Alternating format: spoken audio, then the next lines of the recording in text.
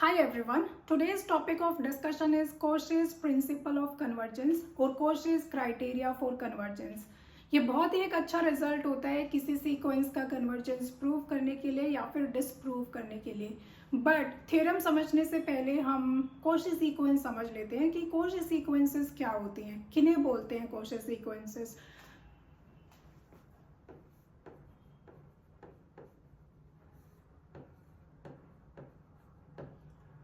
Late an is a sequence.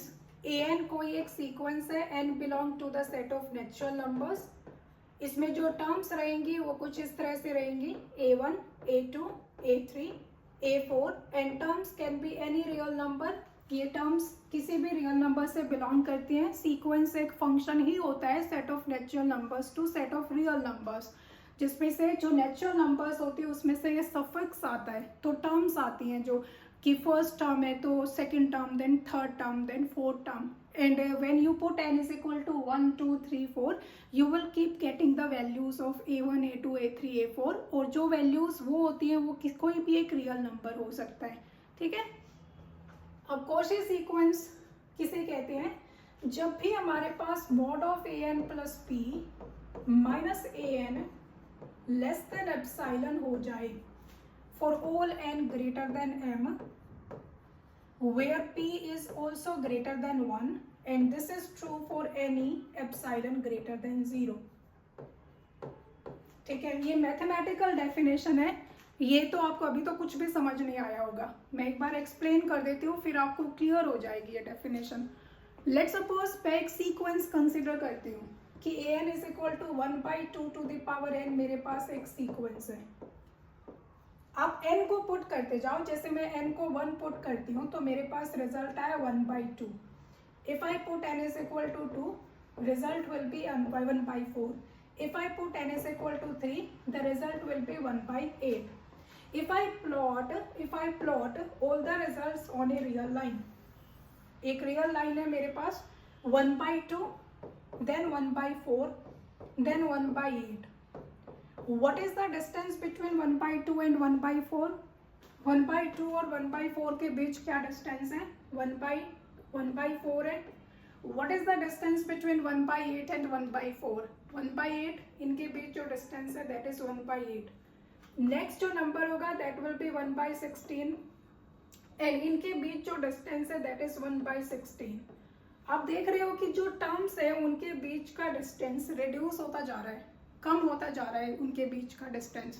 तो एक time ऐसा आएगा जब हम बहुत आगे किसी एक नंबर के बाद, वही नंबर यहाँ पर m है, कि mth टर्म के बाद जब आप यहाँ पर am तक पहुंच जाओगे ना और उसके बाद मान लेते हैं कि m यहाँ पर 1000 है ना, तो जो 1/2 टू द पावर 1000 होगा, 1/2 टू द पावर 1000. उसके बाद आप कंसिडर करो 1/2 to the power 1001, 1/2 to the power 1050, 1/2 to the power 1070. आप मुझे बताओ ये क्या टर्म्स ज़्यादा एक दूसरे से डिफरेंट रहेंगे? आपको नहीं लगता कि ये चारों एक दूसरे के बहुत क्लोज नंबर होंगे? इनके बीच का जो डिफरेंस है वो बहुत कम होगा. तो जब हम एक सर्टेन नंबर को, सर्टेन टर्म को क्रॉस कर जाएंगे ना तो उसके बाद terms will keep getting closer to each other. You know कि ये जो सीक्वेंस है ये जीरो को कन्वर्ज करती है. As n goes to infinite this goes to zero. So ultimately मुझे जीरो तक पहुंचना है. मतलब मेरी जो इनफाइनाइट टर्म्स रहेंगी वो जीरो को कन्वर्ज करेंगी. That is the meaning of convergence. तो an के बाद जो टर्म्स हैं वो एक दूसरे के बहुत ज़्यादा क्लोज रहेंगी. यही डेफिनेशन है Cauchy सीक्वेंस की. जैसे आप यहाँ पर p पुट करो कुछ, जैसे मैंने p को पुट किया 1, सो an प्लस 1 और an का जो डिस्टेंस होगा वो एप्साइलन से कम होगा. एप्साइलन यहाँ पर डिस्टेंस को रेफर कर रहा है, कोई भी पॉजिटिव नंबर बेसिकली, है ना. फिर आप p को 2 पुट करो तो an प्लस 2 भी an के बहुत क्लोज होगा, an प्लस 3 भी an के बहुत क्लोज होगा, an प्लस 4 an के बहुत क्लोज होगा. यही मैं आपको यहाँ पर समझाना चाह रही हूँ. ये आपका n प्लस 1, ये n है मान लो, ये an प्लस 1 है, ये an प्लस 2 है, ये n प्लस 3 है. ये टर्म्स एक दूसरे के बहुत ज़्यादा क्लोज होती है, तभी जाके हम बोलते हैं कि जो सीक्वेंस है वो ज़ीरो को कन्वर्ट करती है। क्योंकि जब हम ज़ीरो को जा रहे होंगे ना तो एकदम से तो जाएंगे नहीं कि ज़ीरो को कन्वर्ट कर गई, हम स्लोली स्लोली, तो there will be infinitely many terms जो कि जीरो से पहले आएंगी और बहुत ही ज़्यादा क्लोज डिस्टेंस में होंगी, है ना। एंड वो कब होगा, किसी एक पर्टिकुलर टर्म के बाद, उसी टर्म को हम m सफिक्स से रेफर कर रहे हैं। तो for all n greater than m, कि after a certain number of terms the difference between the terms will keep getting decreased, will keep getting smaller and smaller. So वो सारी जो terms होंगी, the distance between them will be less than epsilon for any epsilon you choose. ठीक है, this is the definition of a Cauchy sequence. On the contrary to this, अगर मान लो कि मैं एक सीक्वेंस इमेजिन करती हूँ, let suppose an is equal to लेट से n। अब आप मुझे बताओ, क्या कोई ऐसा m एग्जिस्ट करेगा, जैसे मैंने n को 1 पुट किया तो वैल्यू 1 आ गई, 2 पुट किया तो वैल्यू 2 आ गई, 3 पुट किया तो वैल्यू 3 आ गई, 4 पुट किया तो वैल्यू 4 आ गई। जब मैं n को 1000, 1 लाख या कुछ भी पुट करूंगी ना, मुझे हमेशा जो टर्म्स के बीच का डिस्टेंस है वो 1 ही मिलेगा या फिर 1 से ज़्यादा मिलेगा। जैसे यहाँ पर 4 और 2 का डिस्टेंस है 2, है ना। ऐसा तो नहीं होगा ना कि एक सर्टेन नंबर ऑफ टर्म्स के बाद ये जो डिस्टेंस है ये कम होने लग जाएगा, 1 से कम होने लग जाएगा, ऐसा तो कभी नहीं होगा, क्योंकि ये सीक्वेंस कन्वर्ज नहीं करती है ना। तो n ये एक ऐसी सीक्वेंस है जो कि कॉची सीक्वेंस नहीं है, क्योंकि कितने ही टर्म्स आप ले लो उसके बाद इसकी जो टर्म्स हैं, इसमें जो हमें रिजल्ट मिलता जाएगा वो एक दूसरे के साथ साथ, आई मीन टू से बहुत क्लोज डिस्टेंस पे बहुत सारी टर्म्स कवर नहीं होंगी इसमें। जबकि इसमें क्या होगा कि एक क्लोज डिस्टेंस में ना इनफाइनाइट टर्म्स कवर हो जाएंगी। This is known as the Cauchy sequence. अब यार ये तो आपको भी समझ आ गया होगा व्हेन आई एम सेइंग कि बहुत छोटी सी डिस्टेंस में there will be infinitely many terms, और फिर वो टर्म्स किसी एक नंबर को कन्वर्ज कर रही है ना। तो इसका मतलब कॉची सीक्वेंस कन्वर्जेंट होती है, हर कॉची सीक्वेंस फिर कन्वर्ज कर जाएगी। When I am saying that कि after a certain number of terms all the terms are closer to each other and all the terms are basically approaching to some number, है ना। तो इसका मतलब हर Cauchy sequence convergent होती है। यही हमारा Cauchy's general principle of convergence कहता है। अब हम वो प्रिंसिपल समझ लेते हैं, उसका प्रूफ समझ लेते हैं, then will be done. Now let's understand the Cauchy's general principle of convergence. It says that a sequence an is convergent if and only if it is Cauchy sequence. अब Cauchy sequence की definition तो सबको याद ही होगी, अभी ये पढ़ाया है मैंने। Cauchy sequence की डेफिनेशन होती है कि mod of an plus p minus an is less than epsilon for all n greater than m. After certain number of terms, m terms के बाद जो टर्म्स हैं वो एक दूसरे के बहुत नज़दीक आने लग जाती हैं, जिसकी वजह से उनके बीच जो डिस्टेंस है, mod represent distance, nothing but distance. So उनका जो मॉड है, आई मीन टू से उनके बीच जो डिस्टेंस है, it will be less than epsilon for any epsilon greater than 0, because epsilon represent the distance, so epsilon is greater than 0। ठीक है, तो ये जो प्रूफ है ये बोथ फेज है, convergent sequence is Cauchy and Cauchy sequence is convergent, है ना, दोनों तरफ से है ये। ठीक है, Cauchy sequence implies convergent sequence, Cauchy implies and implied by convergent. चलो अब हम इसको प्रूव कर लेते हैं। पहले हम कन्वर्जेंट टू कॉची प्रूव करते हैं, है ना, convergent to Cauchy prove. So we let that an is a convergent sequence. Let an is a convergent sequence.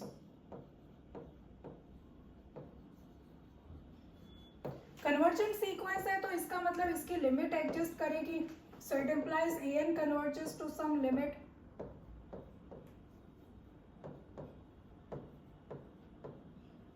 Some limit. Let that limit be L, small l be that limit. And by the definition of convergence, convergence की definition ये कहती है कि an minus an an minus L is less than epsilon for all n greater than m. ठीक है, यही definition होती है कन्वर्जेंस की भी, कि after certain number of terms infinitely many terms are converging to L, they are approaching to L. 1/n में क्या हो रहा था, बहुत सारी टर्म्स के बाद there will be infinite terms जो कि जीरो को अप्रोच करेंगी. 1/1000, 1/10,000, 1/10 to the power 10,000, 1/10 to the power 1 lakh. So there will be infinitely many such terms. Understood? तो वो क्या करेंगे, L को कन्वर्ज करेंगे. सो उनके बीच जो डिस्टेंस है ना an और L के बीच, वो डिस्टेंस लेस देन एप्सिलॉन होगा for all n greater than m. That is the very definition of A convergent sequence. अब यहाँ पर एक चीज है, मैं एप्सिलॉन की जगह यहाँ एप्सिलॉन बाई 2 लूंगी, एप्सिलॉन बाई 2. इसका रीजन हम लोग एक्सप्लेन जब प्रूफ पूरा हो जाएगा ना, then I explain the reason behind it. So an minus L is less than epsilon.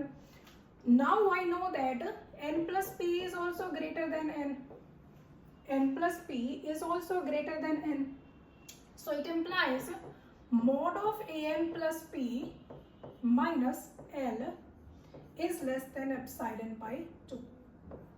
देखो, जो I mean to say कि m टर्म्स के बाद सारी टर्म्स L के बहुत क्लोज है, उनके बीच जो डिस्टेंस है ना an और L के बीच distance, it is less than epsilon by 2 after certain number of terms. अब जो n प्लस p है वो तो n से भी बड़ा है, तो जब an और L के बीच डिस्टेंस एप्सिलॉन बाई 2 से कम है तो n प्लस p और L के बीच डिस्टेंस वो तो ऑब्वियसली एप्सिलॉन बाई 2 से कम होगा. जैसे मान लेते हैं कि मैं 1/n को कंसिडर करती हूँ. अब 1/n 0 को कन्वर्ज करता है, तो यहाँ पर जो L है L इक्वल टू 0 है. ठीक है, मैं कह रही हूँ कि एक टर्म है मेरे पास an और L के बीच जो डिस्टेंस है ना, that is basically less than epsilon by 2. यहाँ पर जो डिस्टेंस है इनके बीच वो लेस देन एप्सिलॉन बाई 2 है ना. अब an प्लस 1 क्या है, an plus 1 is equal to 1/n plus 1. So इसका मतलब मैं थोड़ा और आगे चली गई ना, मैं यहाँ आ गई, मेरा जो an प्लस 1 है वो यहाँ पर होगा, because it is a decreasing sequence. तो an के लेफ्ट साइड में an प्लस 1 होगा. अब आप देखो, जो an प्लस 1 और L के बीच जो डिस्टेंस है वो भी तो लेस देन एप्सिलॉन बाई 2 होगी. जब an तो उससे भी दूर है, an तो an प्लस 1 से दूर है, एंड an और L के बीच जो डिस्टेंस है वो एप्सिलॉन बाई 2 से कम है, तो an प्लस 1 और L के बीच जो डिस्टेंस है वो तो और कम होगा ना, है ना. तो I can say the distance between n plus p and L will be less than epsilon by 2. Similarly जैसे आप n प्लस 2 लोगे तो आप और क्लोज आते जाओगे, an plus 2, then an plus 3 और क्लोज आए, an प्लस 4. तो ये हर p के लिए ट्रू रहेगा, हर p के लिए ये चीज ट्रू रहेगी कन्वर्जेंट सीक्वेंसेस के केस में. अंडरस्टूड? तो ये चीज हमने यहाँ पर लिखी. अब देखो, ठीक है, हमें प्रूफ क्या करना है, हमें an को कॉची सीक्वेंस प्रूफ करना है. ये मेरे पास कॉची सीक्वेंस की डेफिनेशन होती है ना. तो an को कॉची सीक्वेंस प्रूफ करने के लिए मुझे लेना पड़ेगा mode of an plus p minus an. सो यहाँ लेंगे now mod of an plus p minus an can be written as, अगर मैं यहाँ पर L को ऐड सब्ट्रैक्ट कर देती हूँ, an plus p minus L plus L minus an, isn't this equal to mod of an plus p minus L, an plus p minus L, और L minus an में से let's take minus out, minus बाहर ले लो, an minus L. So ये मेरे पास आ गया. So I can write it as mod of an plus p minus L in one bracket minus mod of an minus L in another bracket. अब आपको एक रिजल्ट पता होगा that mod of a minus b is less than or equal to mod a plus mod b. So now I know that mod of a minus b is less than or equal to mod of A plus mod of B plus mod of B. So using this result, I can say that mod an plus p minus l minus an minus l is less than or equal to mod of an plus p minus l plus mod of an minus l, mod of an minus l. अब by 1 this was less than epsilon by 2 by equation 2. This was also less than epsilon by 2. So this is less than epsilon by 2 plus this is also less than epsilon by 2. So I can say that this is equal to epsilon. So from here I understood that हम चले कहाँ से थे, mod an plus p minus an से, and this is less than epsilon. अब ये चीज true होती है for all n greater than m. कुछ टर्म्स के बाद, फाइनाइटली मैनी टर्म्स के बाद ऐसा होगा, है ना. तो for all n greater then 1. And ये डेफिनेशन किसकी है, कोशी सीक्वेंस की डेफिनेशन है. So it implies an is A Cauchy sequence, is a Cauchy sequence, Cauchy sequence.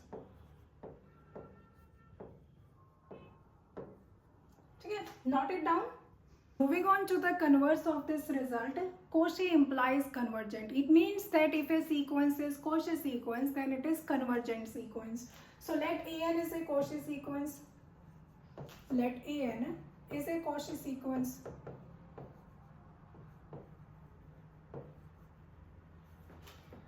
अब इसमें ना एक तो रिजल्ट यूज होंगे.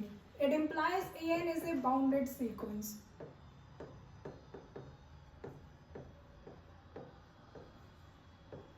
Reason being, every Cauchy sequence is bounded. Since every Cauchy sequence is bounded.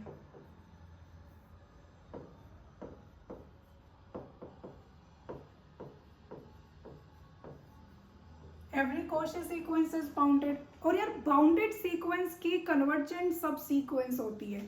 So it implies an has convergent subsequence.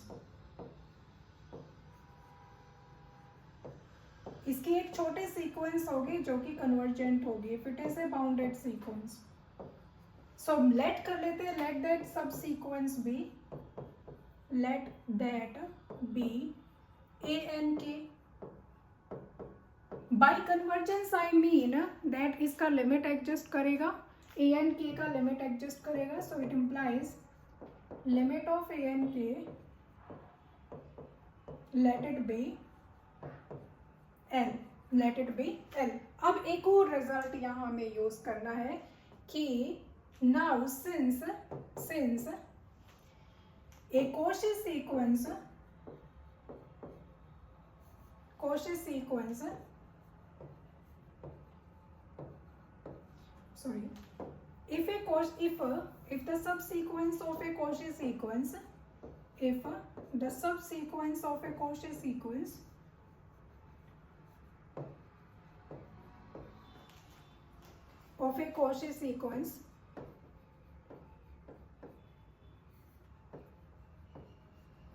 converges to L,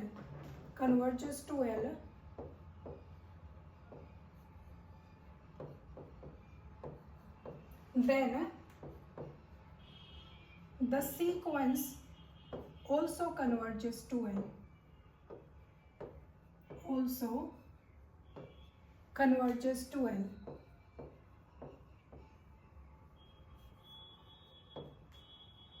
So if a Cauchy sequence has a subsequence which converges to L, then the sequence also converges to L. So therefore, here limit of my sequence will also be equal to L. And that means that an is a convergent sequence.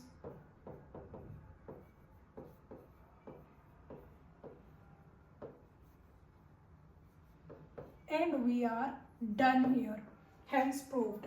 So So if an is a Cauchy sequence, then since every Cauchy sequence is bounded, so an is a bounded sequence and her bounded sequence की एक convergent subsequence होती है. So therefore we will let a subsequence of a, that is a and k, which is convergent. Convergence means कि इसकी limit exist करेगी. So let that limit be L. Now एक result है that if the subsequence of a Cauchy sequence converges to L, then the sequence also converges to L. So it means limit of an is equal to L. It implies an is a convergent sequence. So this is it. This was the general criteria of convergence or Cauchy's general principle of convergence. In the next session we'll be doing examples based on it. Hopefully आपको समझ आया होगा. Thanks a lot. Bye bye everyone. Take care.